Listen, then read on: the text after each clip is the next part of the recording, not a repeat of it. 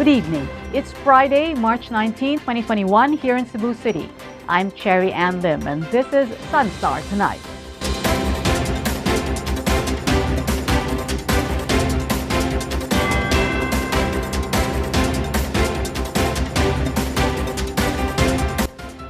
The Department of Health has recorded over 7,000 new COVID-19 cases in the country today, the highest single-day total since the pandemic began.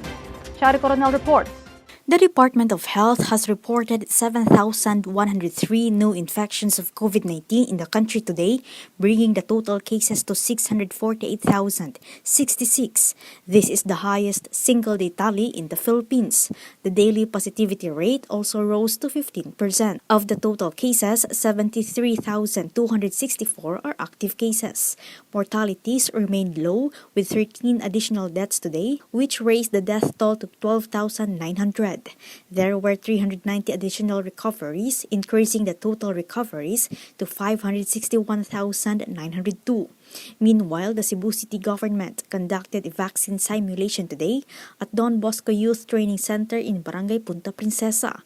Mayor Edgardo Labella said this is in preparation for the vaccination of barangay health workers that will possibly start next week. Labella said the simulation is necessary to identify what needs to be improved for the real vaccination. City Health Department Officer in Charge Dr. Jeffrey Ibones said based on the simulation, only the internet for the registration and television for the orientation area need to be improved. Ibones said the city is ready to conduct a vaccination. Talisay City also started the inoculation of its medical frontliners today. Mayor Samsam Gulya said they received around 430 doses of AstraZeneca vaccines and 230 Sinovac vaccines from the regional DOH.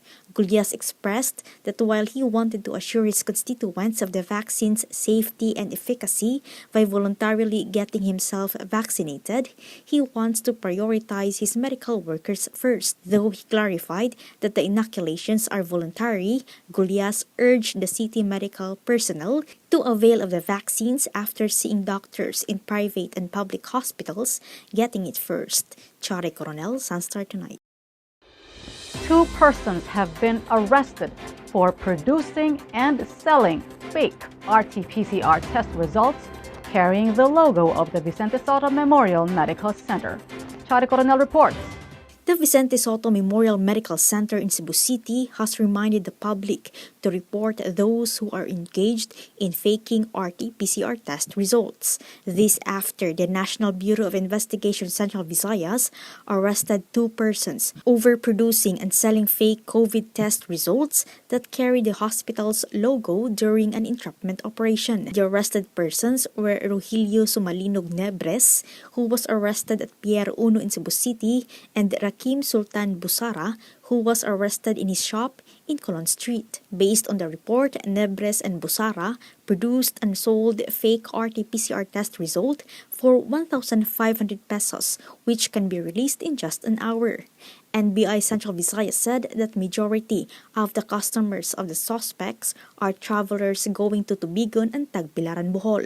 Travelers going to the province of Bohol are still required to show negative RT-PCR test result. In a statement, VSMMC said they will take legal actions against the 2 arrested persons. The Department of the Interior and Local Government has ordered the Philippine National Police to immediately arrest individuals faking RT-PCR test results. Faking such document is a violation of Republic Act No. 11332 with a penalty of 20,000 to 50,000 peso fine or imprisonment of 1 to 6 months. Chari Coronel, SunStar Tonight. The National Task Force Against COVID-19 has modified the travel restrictions it issued earlier in the week. All Filipino citizens are now allowed to enter the Philippines. Joshua Solano reports. The National Task Force Against COVID-19 has revised the travel restrictions that it issued earlier, allowing all Filipino citizens entry into the country, although subject to the quota on international arrivals.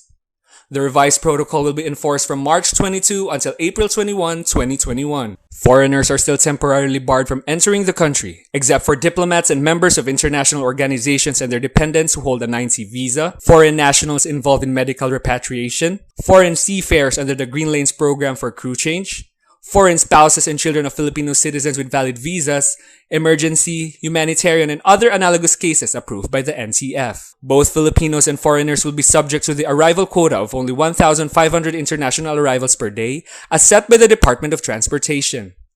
These restrictions are being imposed in light of the surge in COVID-19 cases and the detection of 3 variant cases in the country. Each day over the past week, at least 4,000 new COVID-19 cases have been recorded by the Department of Health. As of Thursday, March 18, there had been a total of 640,984 COVID cases in the country, with 66,567 active cases. Joshua Solano, SunStar Tonight.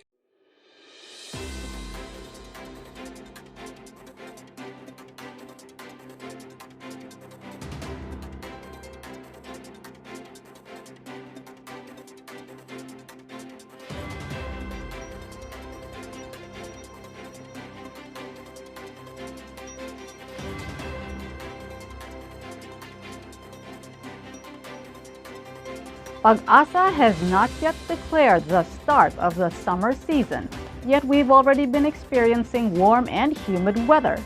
The best way to beat the heat is with the coolness of halo-halo. Tiffany Neri tells us where to find some of the best halo-halo in the metro. Have you guys noticed how hot it's been lately? We get up sweating, we get out of the shower sweating, we just exist, sweating, and it's only the start of the summer season.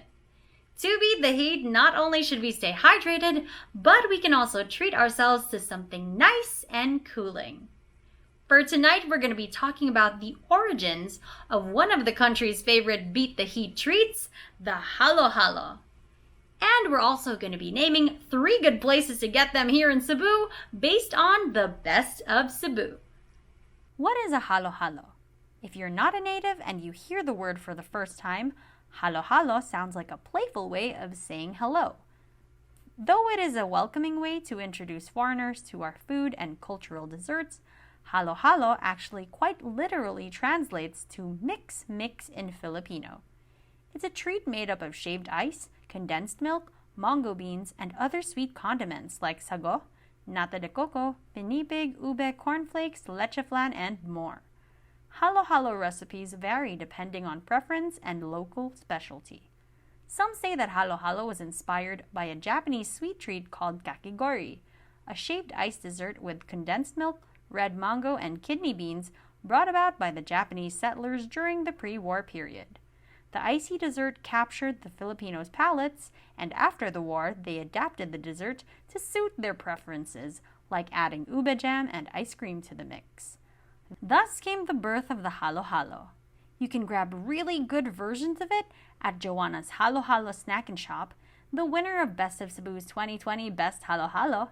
You can also try Sol's Halo-Halo and Desserts or Golda's Special Creamy Halo-Halo, both of which placed as runner-up in the category. Wow, that looked extremely tempting, especially with the crazy weather we've been having lately. Reports say, though, that this isn't even the peak yet. Ugh. So don't forget to stay hydrated, stay away from the harmful rays of the sun, and of course, stay safe amidst the ongoing coronavirus pandemic. This is Tiffany Neri for Lifestyle on SunStar Tonight.